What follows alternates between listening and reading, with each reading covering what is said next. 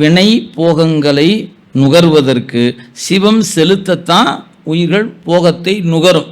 அப்போ இறைவனுக்கு இலக்கணம் என்ன அப்படின்னு கேட்டால், அவனுக்கு இன்பமும் இல்லை துன்பமும் இல்லை. இது இறை இலக்கணம். அப்போ இன்பமும் துன்பமும் இல்லானே அப்படிங்கும்போது இன்பமும் துன்பமும் இல்லான், அதுதான் சரி. அப்போ உள்ளான்னு ஏன் சொன்னார்? அங்கே தான் சிக்கல். அந்த இடத்துக்கு தான் நம்ம புரிந்து கொள்ளணும். அவனுக்கு இன்பமும் துன்பமும் இல்லை, அவனுக்கு இன்ப துன்ப நுகர்ச்சி இல்லை. சரி, அப்படிப்பட்ட இறைவனை உள்ளான்னு ஏன் சொல்லணும் அப்படின்னா, அதுக்கு தான் சொன்னேன், 11ஆம் நூற்பாவை நீங்கள் நன்கு படித்து கொண்டால் அன்றி இந்த வரிகள் உங்களுக்கு புலப்படாது. இப்போ அந்த மீண்டும் 11ஆம் நூற்பாவிட்டே நான் வரேன். இப்போ கண் என்பது இந்த புத்தகத்தை பார்க்கிறது. பார்க்கும்போது அறிவு, நம்முடைய ஆன்மா அந்த கண்ணுக்கு பின்னாடி இருந்து புத்தகத்தை பார் அப்படி செலுத்துது. அப்போ இந்த கண் என்ற பொருள் புத்தகத்தை பார்ப்பதற்கு பின்னாடி மறைமுகமாக துணையாக இருப்பது எது? உயிர். சரி, அதே போல் இந்த உயிரை அதுக்கு பின்னாடி இருந்து சிவம் என்ன பண்ணுது? திருவாசத்தை பாரு, திருவாசத்தை பாரு, திருவாசப்பான்னு அதுதான் செலுத்துது. அப்போ உயிரை சிவம் செலுத்த உயிர் என்ன பண்ணு? அதான் சிவம் உயிரை செலுத்த, உயிர் கண்ணை செலுத்த, கண் திருவாசக புத்தகத்தை பார்க்குது. இப்போ பயன் யாருக்கு? கண்ணுக்கு பயன் கிடையாது. ஏன்? கண்ணை செலுத்துகிற உயிருக்கு தான் பயன். திருவாசம் என்ற நூலை நான் பார்த்தேன், திருவாசகத்தை. அந்த பயன் என்பது உயிருக்கு. அந்த உயிரை சிவன் தானே செலுத்துது. அப்போ அந்த பயன் சிவத்துக்கு தானே போகணும். கண்ணுக்கு பயன் இல்லைங்க, கண்ணை செலுத்துகிற உயிருக்கு தான் பயன். அப்படி என்றால் உயிரை செலுத்துகிற சிவத்துக்கு தானே இந்த பயன் கேட்டால் அங்கே தான் சிக்கல் இருக்குது. என்னென்னா, உயிர் தன்பொருட்டு கண்ணை செலுத்துது, சிவம் தன்பொருட்டு உயிரை செலுத்தலை. ஏன்? நம்பொருட்டு செலுத்துகிறான். அவனுக்காக உயிர் அவன் செலுத்தலை.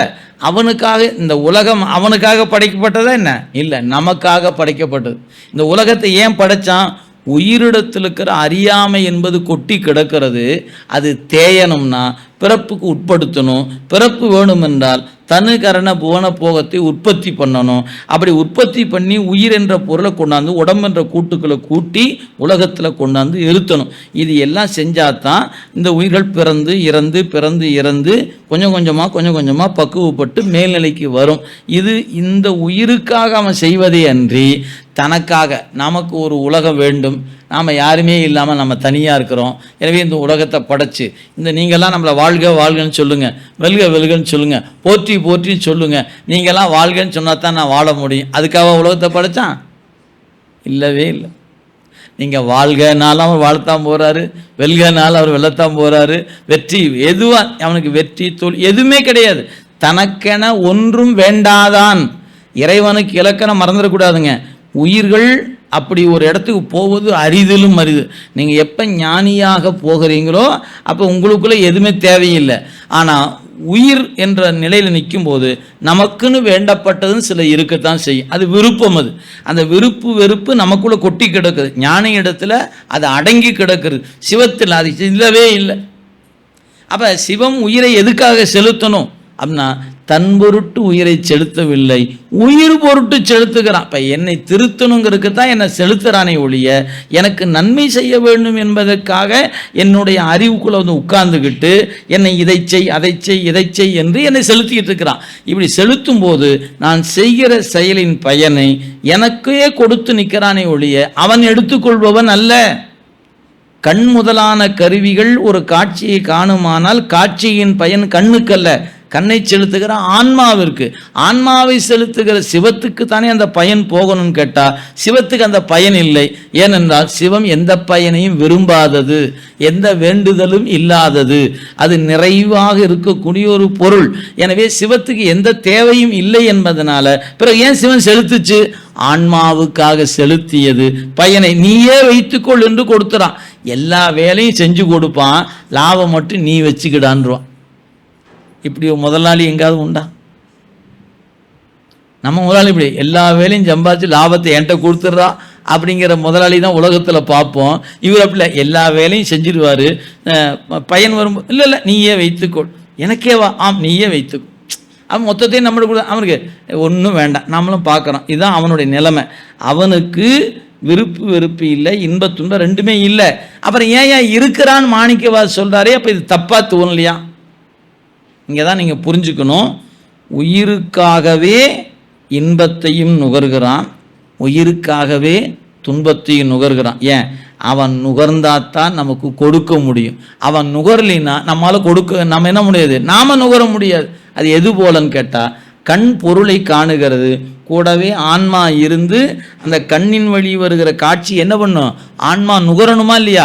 உயிர் கண்ணின் வழி நுகர்ந்தாதான் அந்த நுகர்ச்சி நடக்கும். அது மாதிரி ஆன்மா நுகரும் போது சிவம் என்ன பண்ணும், நான் கூட இருக்கிறேன், நீ அனுபவி, நீ அனுபவி அப்படின்னு சிவம் கூட நிற்கணும். சிவம் என்ன பண்ண, நான் உனக்கு வேணும்னு கேட்டேன், நான் காட்டிட்டேன், நீ பார்த்துக்க, நான் கிளம்பிட்டுமா, அவர் கிளம்பிட்டார்னா உயிர் என்ன பண்ண முடியாது, அந்த போகத்தை உயிர்கள் நுகர முடியாது. அதுக்கு தான் இந்த உதாரணம் சொல்லாருங்க. நான் திரும்ப திரும்ப சொல்கிறேன், நான் ரெண்டாக பிரித்து வேணால் சொல்கிறேன். இப்போ ஒரு மலரை பார்க்குறோம், பார்க்கும்போது கண் தான் பார்க்குது, ஆனால் கண் பார்க்கல, கண்ணை செலுத்தி ஆன்மாவாகி உயிர் தான் பார்க்குது. அப்போ உயிராகிய பொருள் கண்ணை செலுத்தி மலர் என்ற பொருளை காணுகிறது. சரி, இப்போ இந்த மலரை பார்த்து ஏற்பட்ட ஒரு மகிழ்ச்சி கண்ணுக்கா உயிருக்கா என்று கேள்வி எழுமானால், கண் என்ற பொருள் சடப்பொருள், அறிவற்ற பொருள், அதற்கு இன்ப நுகர்ச்சி இல்லை, மகிழ்ச்சி அதுக்கு இல்லை. அப்போ என்ன, அது அதை செலுத்துகிற ஆன்மாவுக்கு. இப்போ ஆன்மாவுக்கு தான் என்ன அழகான மலர் பார்த்தேன் தெரியுமா என்று ஒரு மலர்ச்சி இருக்கிறது. அப்போ ஒரு இன்ப நுகர்ச்சி உயிருக்கு இருக்கிறது. அப்போ இந்த 3 பொருளை மறந்துக்கூட, மலர், கண்ணு, உயிர்.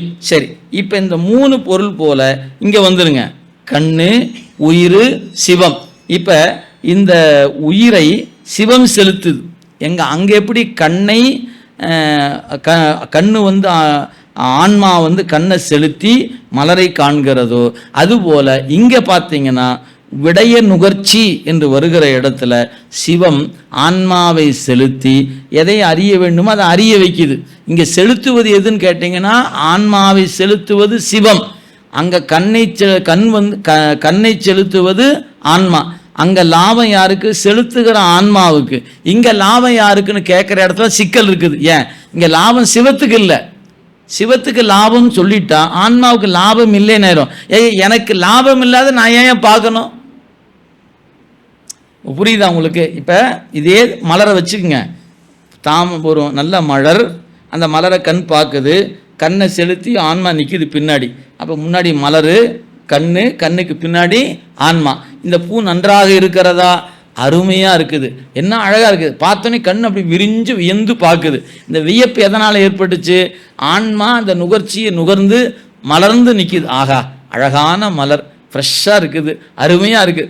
இந்த உணர்வு தான் என்ன பண்ணுது, கண்ணின் வெளியே வெளிப்படுத்துது. சரி, இப்போ மலர், இந்த கண்ணு, ஆன்மா, உயிர் அப்படிங்கிற பார்க்குறோம். இந்த உயிரினுடைய நுகர்ச்சியை கண்ணின் வழியாக மலர்தல் காட்டுகிறது. அதுபோல இப்போ கண்ணுக்கு பின்னாடி ஒரு பொருளாக ஆன்மா நிற்பது போல ஆன்மாவுக்கு பின்னாடி சிவம் இருக்கிறது.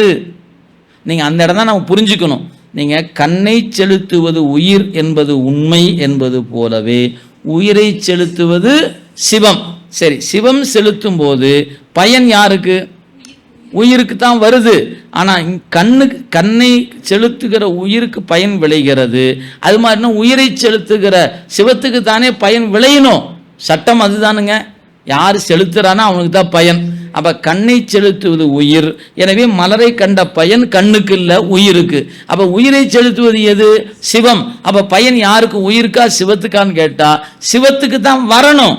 ஆனால் நூல் என்னங்குது, சிவத்துக்கு இல்லைங்கிறது. அது ஏன் புரிய மாட்டேங்குது, இந்த லாஜிக் இங்கே தான் ஏன் புரிய மாட்டேங்குது அப்படின்னு நினைக்கும் போது தான் அங்கே தான் நீங்கள் புரிஞ்சுக்கணும். ஆன்மா தன் பொருட்டு கண்ணை செலுத்துது, சிவம் தன் பொருட்டு உயிரை செலுத்தலை. என்ன பண்ணு, உயிர் பொருட்டு உயிரை செலுத்துது. எனவே இந்த உயிர் அறிவு பெற வேண்டும், இந்த உயிர் இந்த நுகர்ச்சி பெற வேண்டும், இந்த உயிர் ஆனந்தம் பெற வேண்டும். இப்படி உயிரை நினைந்து உயிருக்காக இறைவன் என்ன பண்ணுறான், ஆறுயிராய் நின்று என் நெஞ்சு நீங்காது நின்று பேராது நின்ற பெருங்கருணை பேராக நிற்கிற பெருமான் என் அறிவுக்குள்ளே இருந்து கொண்டு என் அறிவை செலுத்தி, டேய் இந்த பூவை பாடுறா, என்ன அழகாக இருக்குன்னு பாடுறா என்று என் உயிரை அவன் தான் செலுத்துகிறான். நான் பூவை பார்த்துன்னு மகிழும் போது அந்த மகிழ்ச்சியை தனதாக்கி கொள்ளாமல் அந்த மகிழ்ச்சி சிவன் என்ன பண்ணுது, உயிருக்கு நீ வச்சுக்கடா அப்படின்னு கொடுத்து, நான் உடனே சாமி எனக்கா, ஆமாம் நீயே ஆகா என்ன அழகா இருக்கிறது மலர் அப்படின்னு நான் மலரை ரசிக்கிறேன். இந்த ரசிக்கிற எனக்கு ஒரு உண்மை தெரியாம போயிடுச்சு. என்னன்னு? சிவம் நுகர்ந்து எனக்கு தருகிறது என்கிற உண்மை எனக்கு தெரியவில்லை. இது 8 தான்னு பாருங்க. இது 8 நாள் ஒழிய இறைவன் உதவி உங்க அறிவுக்கு எட்டவே எட்டாது. அங்கே தான் இருக்குது சிக்கலே, அங்கே தான் இருக்குது. நீங்கள் முதல் உதாரணம் எல்லாருக்கும் எளிமையாக புரிஞ்சிடும். பூவு, கண்ணு, ஆன்மா, இது எல்லாருக்கும் புரிஞ்சிடும். ஏன்? பூ கண்ணு பார்க்குது, கண்ணை உயிர் செலுத்துது. இந்த 3க்கும் என்ன ஒரு நிலை இருக்குதோ அதே போல் இந்த உயிருக்கு பின்ன சிவம் இருக்கிறது. இந்த சிவம் செலுத்தலைன்னா இன்னைக்கு சிவம், நீங்கள் ஒரு புராணம் சொன்னால் உங்களுக்கு புரியும். இந்த மன்மத தகனம் ஒன்று நடக்குது தெரியுமா உங்களுக்கு? சாமி மன்மதனை எரித்தார் அப்படின்னு ஒரு வரலாறு உண்டு. அதுக்கு என்ன காரணம் அப்படின்னு கேட்டால், சிவம் கண்ணை மூடி அமர்ந்துருச்சு. ஏன்? எந்த போகமும் வேண்டாம் என்று அமர்ந்துட்டான். இப்போ என்னாச்சு? உலகத்தில் இருக்கிற எல்லா இயக்கம் நின்று போச்சு. எது? மரம் அப்படியே இப்படியே நின்றுச்சு. காற்று அசையில, ஒவ்வொரு விடய நுகர்களும் உலக இயக்கங்களும் இயங்காமல் அதது அப்படி நின்றுச்சு. அப்போ தான் திருமால், பிரமன் போன்றவங்கெல்லாம் கலங்கி போனாங்க. என்னையா இப்படி ஆகிப்போச்சு, தலைவர் வேற இப்படி அமைதியாக யோகத்தில் உட்கார்ந்துட்டாரே, உலகம் இயங்காமல் இருக்குது, என்ன பண்ணலாம்? அப்போ இயங்குகிற நிலையை ஏற்படுத்துவதற்காகவே மன்மதனை அழைத்து வந்து இறைவனுக்கு விருப்பம் வருமாறு அம்பை விட சொன்னாங்க. அவனுக்கு இயங்குகிற இயக்கத்தை இறைவன் முன்னே கொடுத்தான் இறைவன். அதனால் மன்மதன் வந்து நின்று நெட்டையில் இருக்கிற பெருமான் மீது மலர் அம்பை தொடுத்தான். சாமி நெற்றிக்கண்ணை எரிச்சாரு, எரிஞ்சு போனான். இது வரலாறு.